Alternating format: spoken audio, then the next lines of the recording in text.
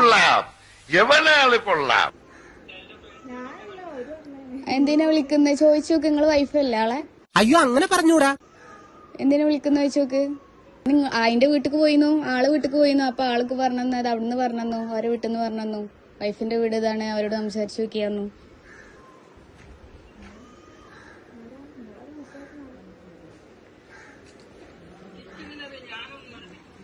ലാലോ എന്തെങ്കിലും ഉണ്ടോ?